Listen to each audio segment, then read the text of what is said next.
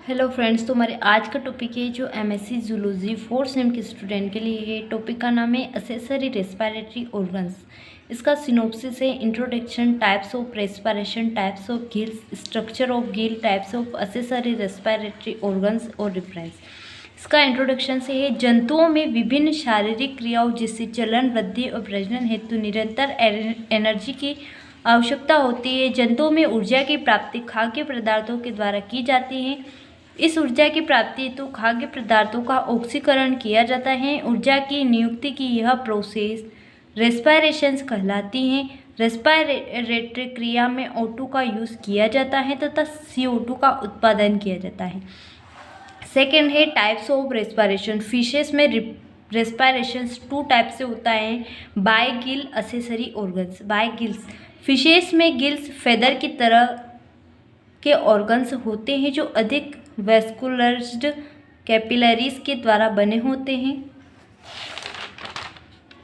इनमें O2 और CO2 का विनिमय होता है। गिल क्लिप्ट में पाए जाते हैं। इनमें संवहनी और फिलामेंट्स लैमेली अग्रवर्ती और पश्चवर्ती पाई जाती है जो विभाज्य गलफड़ों की दीवार पर आउटग्रोथ के रूप में होती हैं। थर्ड है टाइप्स ऑफ गिल।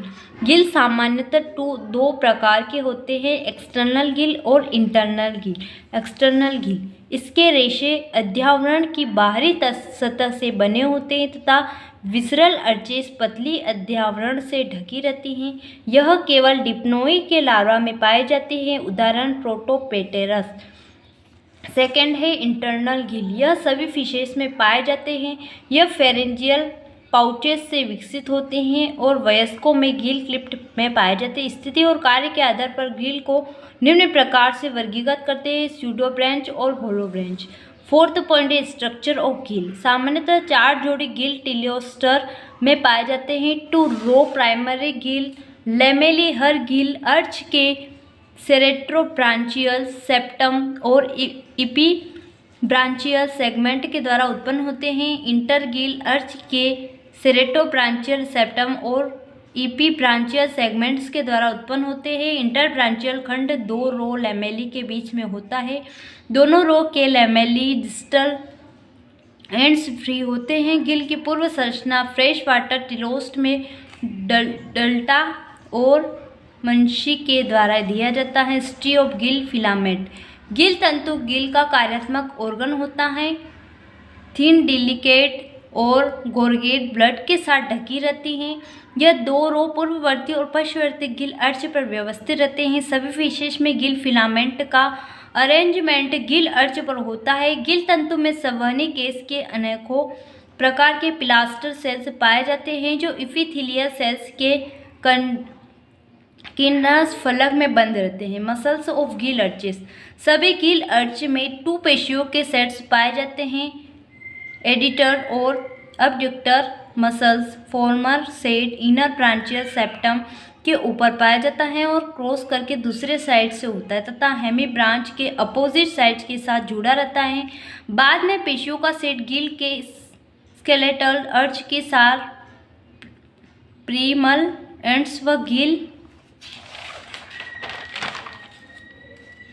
राज से जुड़ा रहता है। गिल एपिथेलियम। गिल हेड एक मोटी या पतली एपिथेलियम के द्वारा ढकी रहती है जिसमें अधिक संख्या में श्लेष्मनुमा युक्त ग्रंथि पाई जाती हैं। Specialised cells of the gill fishes. Fishes की गिल में कुछ विशिष्टकृत सेल्स पाए जाते हैं। म्यूकस सेल एक टाइपिकल ग्लोबेट प्रकार के होते हैं और ये थिन फिल्म ऑफ म्यूकस स्रावित करते हैं और यह रेस्पिरेटरी एपिथेलियम की पानी की कमी से बचाव करती हैं। एसिडोफिल ग्लैंड सेल में पाई जाती हैं। इसके अतिरिक्त क्लोराइड सेल्स पाए जाते हैं। फिफ्थ है types of accessory respiratory organ. विभिन्न प्रकार के असेसरी रेस्पिरेटरी ऑर्गन फिशेस में पाए जाते हैं जो निम्न टाइप के होते हैं। इसमें फर्स्ट है स्किन अस रेस्पिरेटरी ऑर्गन। कुछ विशेष प्रकार के फिशेज जैसे भारतीय ईल एंगुला में स्किन अत्यधिक महीन व प्रवेश्य होती हैं तथा यह रेस्पिरेटरी सतह का कार्य करते हैं, अतः काफी समय तक पानी के बिना भी जीवित रह सकती हैं तथा नम वनस्पति में दूर दूर तक जाती है। कुछ विशेष स्थानांतरित होती हैं जो एक स्थान से दूसरे स्थान तक बढ़ जाती हैं। सेकेंड है ब्यूकोफेरेंजियल अस respiratory organ.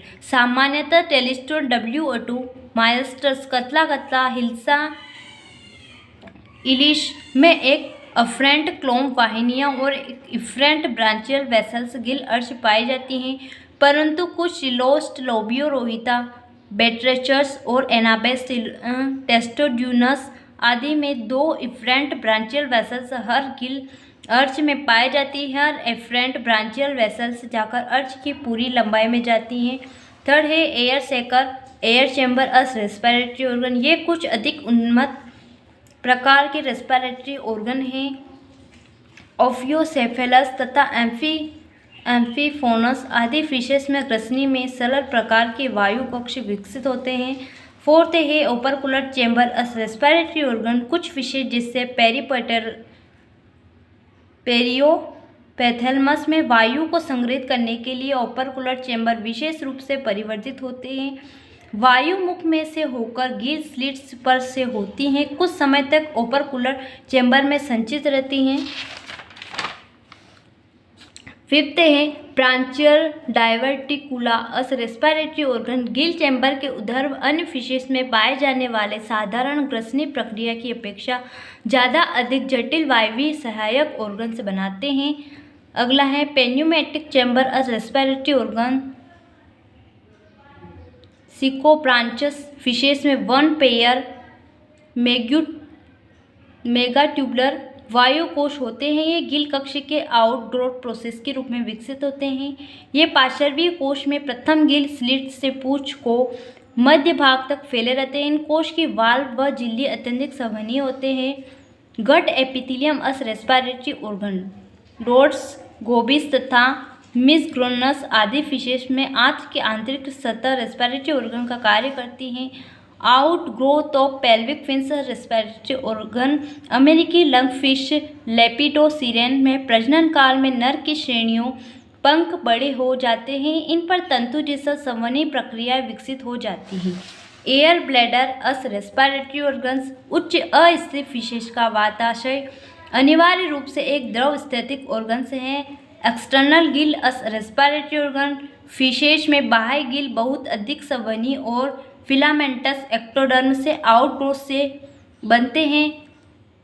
Visceral अर्चेस outer surface से ढकी रहती है। इसका रेफरेंस है fish and fisheries book by DR QJ Swami.